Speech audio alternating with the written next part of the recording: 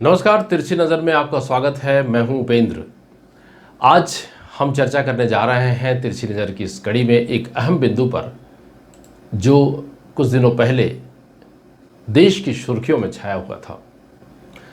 हाल ही में बस्तर जिले की टाकरागुड़ा निवासी नैना सिंह धाकड़ ने एवरेस्ट फतह की तो छत्तीसगढ़ के साथ साथ बस्तर जिले का सीना गर्व से फूल गया। राज्य सरकार ने नैना सिंह धाकड़ का भरपूर हौसला बढ़ाया। नैना पर हमें भी गर्व है। हमें गर्व इस बात का है कि जिस एवरेस्ट चढ़ाई करने में अच्छों के हौसले पस्त हो जाते हैं, वहाँ पर बस्तर की गांव में पली बड़ी 25 वर्षीय नैना ने जीत हासिल की है। दूसरी घटना पर अगर हम गौर करें तो कुछ दिनों पहले सुकमा ज़िले के बालक सहदेव विरदो को जब पॉप सिंगर बादशाह ने दिल्ली बुलाया तो रातों रात सहदेव स्टार बन गया। फिर क्या था, सोशल मीडिया से लेकर प्रिंट मीडिया ने इस बच्चे को इंडियन आइडल घोषित कर दिया। मुख्यमंत्री जी प्रभारी मंत्री कवासी लखमा के साथ इसको बधाई देते दिखे। सहदेव की उपलब्धि है कि उसने अपनी तुतली जुबान में अपने स्थानीय लहजे से बचपन का प्यार गाना गाया है। इसमें हमें आज तक ये समझ में नहीं आया कि उपलब्धि क्या है। जहाँ तक गाने की बात है तो ऐसा गाना उस उम्र के हर बच्चे गाते हैं।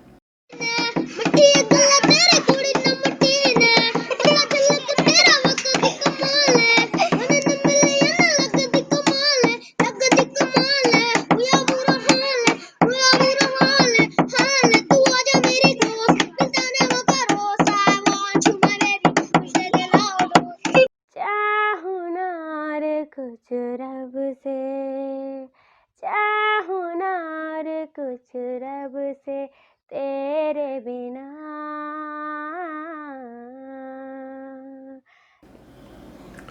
बस्तर की पहचान इसके लोक संगीत, नृत्य और संस्कृति है, जिसका अवलोकन करने देश विदेश के कोने कोने से लोग आते हैं। मगर इस घटना से तो लगता है इसमें कथित आधुनिकता की गंदगी दिखाई देती है। बच्चा साहसी है, बोल्ड है, इसीलिए उसकी प्रतिभा निखारी जानी चाहिए। उससे देशभक्ति गीत गवाए जाए तो बेहतर होगा, या फिर बस्तर की किसी भाषा बोली यानी हल्बी, गोड़ी, भतरी में गीत सिखाए जाए और उसे आगे प्लेटफॉर्म दिया जाए या दिलाया जाए। जिस प्रकार कई गायक अपनी मातृभाषा में गाने गाते हैं और आगे बढ़ते हैं, बच्चे की निडरता ही नहीं देखी जाए। निडर है, बेबाक है तो उसे तराशा जाए, जैसा नैना सिंह धाकड़ को एक अच्छी दिशा में आगे बढ़ाया गया। नैना सिंह धाकड़ ने एवरेस्ट फतह कर बस्तर का मान बढ़ाया। उसी प्रकार इस बच्चे को यदि गायकी का शौक है तो इसे गायकी में आगे बढ़ाया जाए, ना कि मिमिक्री करने के लिए छोड़ दिया जाए। यदि उसमें हुनर है तो उसको एक अच्छा हुनरमंद बनाया जाए, फुहड़पन में प्रोत्साहित न किया जाए। हमारे देश में एक संगीतकार हैं AR रहमान। उन्होंने एक गीत गाया, या यूं कहें राष्ट्रीय गीत गाया और गवाया, वंदे मातरम। उस राष्ट्रगीत गाने से उनकी ख्याति पूरे देश में हुई। ऐसा नहीं है कि उस गीत को उससे पहले किसी ने नहीं गाया था या उस गीत को अपनी धुन नहीं दी थी।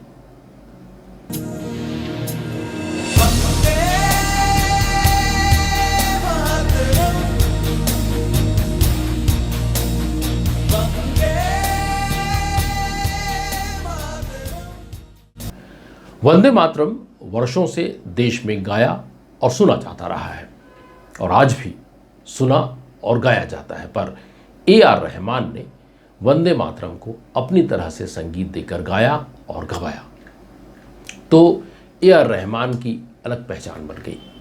इसी प्रकार लता मंगेशकर जी ने भारत चीन युद्ध 1962 के समय एक कार्यक्रम में, जहां देश के तमाम उच्च पदस्थ लोग मौजूद थे, जिसमें उस समय के प्रधानमंत्री पंडित जवाहरलाल नेहरू भी मौजूद थे, गाना गाया था, ऐ मेरे वतन के लोगों ज़रा आँख में भर लो पानी, जो शहीद हुए हैं उनकी ज़रा याद करो कुर्बानी।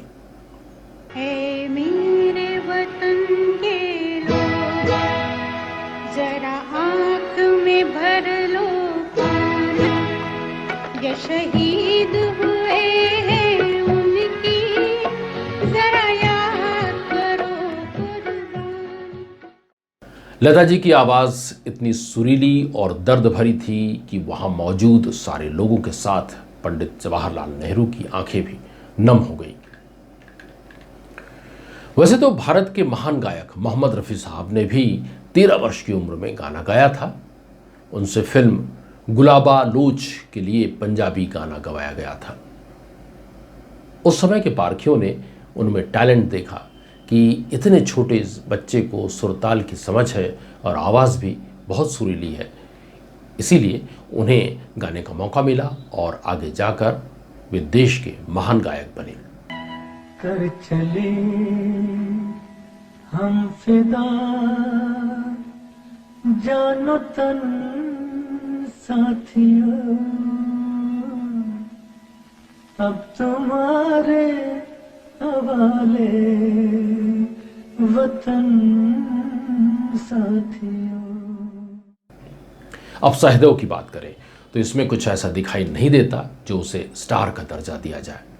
अपनी तुतली जुबान में बस एक गाना ही गाया है जो उस उम्र में दुनिया का हर बच्चा गाता है। रही बात पॉप सिंगर द्वारा उसे दिल्ली बुलाने की, तो ये कोई ऐसी घटना नहीं है कि इसे महिमा मंडित किया जाए। उसकी अपनी पसंद है जो बच्चे तक खींच लाई। बच्चों में कुछ बच्चे खास प्रतिभावान होते हैं, जैसे मिजोरम की ये बच्ची, जिसकी तारीफ प्रधानमंत्री नरेंद्र मोदी ने अपने ट्विटर पर की है। सबसे प्यारी तेरी सूरत ये रहे, बस तेरा प्यार ही मैं तुझे सलाम। बस्तर के एक कलाकार रमनदीप सिंह, जिन्हें यूट्यूब ने सिल्वर प्ले अवार्ड दिया है, ये छत्तीसगढ़ के इकलौते ड्रमर हैं जिन्हें यूट्यूब ने अवार्ड दिया है। ये सारेगामा की टीम में काम कर चुके हैं, नोडियाल साहब के साथ काम कर चुके हैं, साहिल सोलंकी, रिया भट्टाचार्य जैसे कलाकारों के साथ में संगत दे चुके हैं। ये हमारे लिए गर्व की बात है। इसी प्रकार रानू मंडल रेलवे स्टेशन पर भीख मांगती थी, उसे हिमेश रेशमिया ने बुलवाया और गाना भी गवाया और देश के लोगों ने प्रशंसा भी बहुत की। पर आज वो कहाँ है, किसी को कुछ नहीं पता।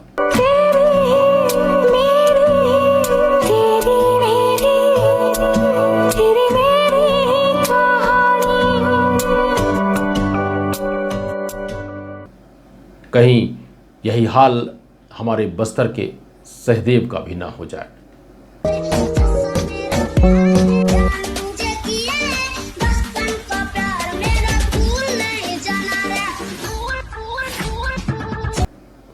कहने वाले लोग कहेंगे कि उन लोगों को मौका मिला, उन्होंने दिखाया।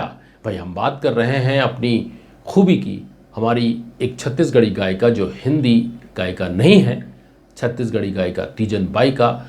वो छत्तीसगढ़ी पंडवानी की विख्यात गायिका थीं। उन्होंने अपनी भाषा में अपनी कला निखारी और प्रसिद्धि हासिल की और देश दुनिया में अपना नाम रोशन किया।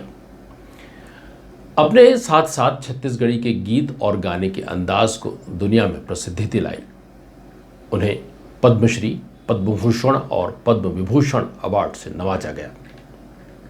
एक और छत्तीसगढ़ी गायिका ऋतु वर्मा, जिन्होंने 14 वर्ष की उम्र में पंडवानी गाना शुरू किया और देश के पटल पर अपनी पहचान बनाई। इसी प्रकार देश में कई लोग हैं जिन्होंने अपनी क्षेत्रीय भाषा में गीत गाने गाकर अपने क्षेत्र का, भाषा, संस्कृति का, देश के नाम कर अपनी और अपने क्षेत्र की पहचान बनाई है। बस्तर के प्रसिद्ध गीत गायक स्वर्गीय रघुनाथ महापात्र जी ने बहुत से गीत गाए, पर उनका एक गीत पानी मारी गला झाई बेहद प्रसिद्ध हुआ। इसी प्रकार एक्टिंग के क्षेत्र में बस्तर के नारायणपुर के 10 वर्षीय चंद्रू मंडावी के जीवन पर स्वीडन फिल्म डायरेक्टर ने एक फिल्म बनाई जिसका नाम जंगल सागा था। फिल्म को ऑस्कर अवार्ड भी मिला। उसके बाद नारायणपुर के चंद्रू को टाइगर बॉय के रूप में पूरी दुनिया में ख्याति मिली। उस वक्त प्रधानमंत्री पंडित जवाहरलाल नेहरू ने उसकी बहुत तारीफ की और उसको पढ़ाने और आगे बढ़ाने का चंद्रू के माता पिता के सामने प्रस्ताव भेजा, पर चंद्रू के माता पिता ने मना कर दिया। यह फिल्म 1960 के दशक में बनी थी। चंद्रू के ऊपर एक किताब भी लिखी गई, उसका नाम था Chandru the boy and the tiger. Swedish भाषा में लिखी किताब की बिक्री बहुत हुई, इसलिए किताब को स्वीडन में बेस्ट सेलर के रूप में भी देखा गया। हमारे बस्तर में ऐसे अनेक उदाहरण हैं जो बस्तर को एक अंतर्राष्ट्रीय पहचान देते हैं। सहदेव के गाने की छत्तीसगढ़ के मुख्यमंत्री भूपेश बघेल ने भी तारीफ की है और उसके साथ फोटो भी खिंचवाए हैं।